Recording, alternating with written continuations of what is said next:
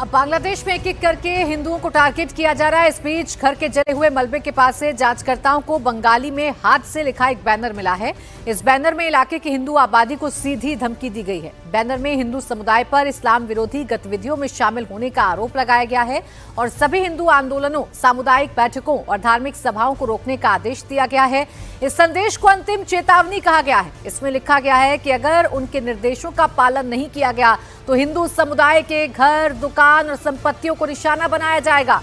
Note में कहा गया है कि कोई भी आपकी रक्षा नहीं कर पाएगा और ये भी जोड़ा गया है कि किसी भी विरोध का नतीजा गंभीर होगा। और बांग्लादेश में हो भी यही रहा है। पुलिस कुछ नहीं कर पा रही है, सरकार कुछ नहीं कर पा रही और हिंदुओं पर सिर्फ और सिर्फ जुल्म हो रहा है। बांग्लादेश में हिंदुओं पर हो रही हिंसा पर कथावाचक मुरारी बापू ने गहरी चिंता जताई। उन्होंने इस मामले में भारत सरकार से हस्तक्षेप की मांग की। तो बांग्लादेश की स्थिति भी बहुत बिगड़ती जा रही है और हम सनातनियों को, हम हिंदुओं को बहुत नुकसान हो रहा है। वहाँ बहुत समाज, संस्थाएं, सरकार गंभीरता से सोचे। आदरणीय मोहन भागवत जी ने भी चिंता जताई है और जो भीतर की बातें हैं बहुत जघन्य है। मेरे समझ में नहीं कि हिंदू होना कौन गुनाह है, क्या अपराध है हिंदू होना। हिंदू बिंदु भी है और सिंधु भी है। हिंदू बिंदु है, ये अपने को कुछ नहीं समझता, निरहंकारी, और कहे तो सिंधु से भी विशाल है। एट्रोसिटीज अगेंस्ट माइनॉरिटी क्या होती है वो आप बांग्लादेश की तस्वीरें देखेंगे तब आपको समझ में आएगा। जो भारत में खड़े होकर ये कहते हैं कि यहाँ पर माइनॉरिटीज के खिलाफ हिंसा हो रही है, वो बांग्लादेश की तस्वीर देखें। ये होती है एट्रोसिटी। हिंदुओं पर हो रहे अत्याचार के खिलाफ इसलिए हिंदू संगठनों में भारी गुस्सा है।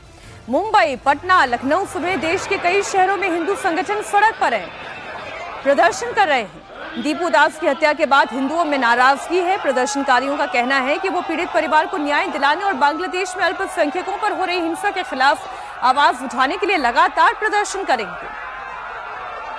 हमारे सहयोगी पवन नारा इस वक्त जुड़ चुके हैं। पवन, आज की क्या तस्वीरें हैं? कल तो हमने देखा किस तरीके से हिंदू संगठन बांग्लादेशी हाई कमीशन पर प्रदर्शन करना चाहते थे, हालांकि उन्हें रोक दिया गया। आज की क्या स्थिति है?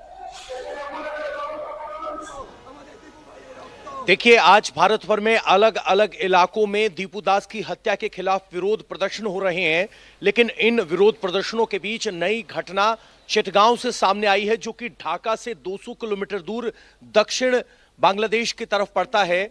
और साजिश का अंदाजा आप इस बात से लगाइए, ये आग लगाने की घटना सुबह 3:45 पर हुई, जब परिवार अपने घर के अंदर सो रहा था।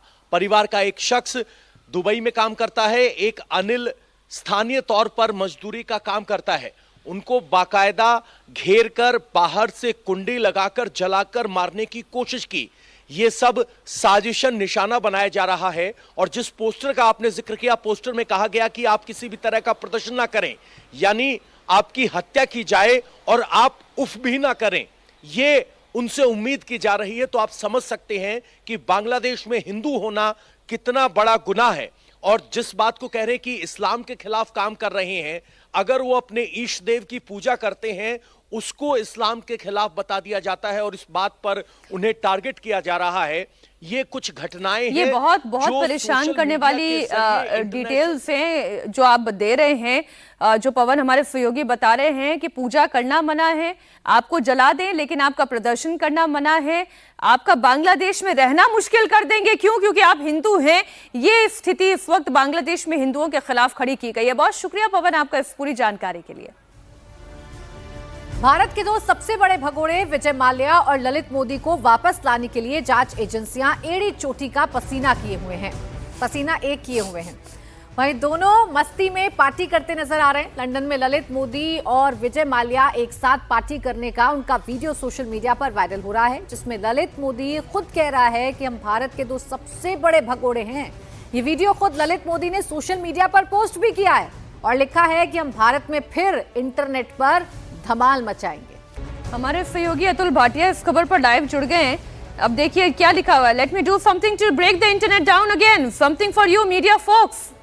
चिढ़ा रहे हैं ये दोनों भगोड़े, वहां पर बैठ के पार्टी कर रहे हैं और यहाँ की जांच एजेंसियों को मुंह चिढ़ा रहे हैं। बिल्कुल, देखिए मीनाक्षी, इससे पहले भी ललित मोदी का एक इसी तरीके का वीडियो सामने आया था जिसके अंदर वो लंदन के अंदर जो कुछ लड़कियों के साथ देखा गया था। और अब जो ये वीडियो ललित मोदी ने डाला है जिसमें विजय माल्या उनके साथ है, जहां तक उनके एक्सट्रेडिशन की बात करें यानी कि प्रत्यर्पण की बात करें तो तमाम एजेंसियां, चाहे वो ईडी हो, सीबीआई हो, भारत सरकार हो, तमाम कोशिशें उनको भारत लाने की जा रही है। इससे पहले हमने देखा था कि संसद के अंदर भी सरकार ने यह बताया था कि जो विजय माल्या के ऊपर जो अभी भी कई करोड़ों का बकाया है, क्योंकि विजय माल्या लगातार ये बोल रहा था कि जो उसके ऊपर बकाया है 14,000 करोड़ रुपया जो ईडी ने जो उनकी प्रॉपर्टी अटैच की है उससे वापस जा चुका है। लेकिन सरकार ने यह बताया था संसद के अंदर कि अभी भी कई करोड़ रुपया पैसा विजय माल्या के ऊपर जो है वो अभी पेंडिंग है, जो उसे वसूला जाना है। तो तमाम कानूनी दावपेच ये लोग जो है वो अपना रहे हैं विदेश में बैठकर, लंदन के अंदर ये मौजूद है, यूके के अंदर। और जो ईडी, सीबीआई, भारत सरकार की कोशिश है कि जल्द से जल्द इनको वापस लाया जा सके। अगर हम ईडी की बात करें तो ईडी ने कई अटैचमेंट विजय माल्या के केस के अंदर की थी और इसके अंदर जो बैंक है उनको ये पैसा लौटाया गया था।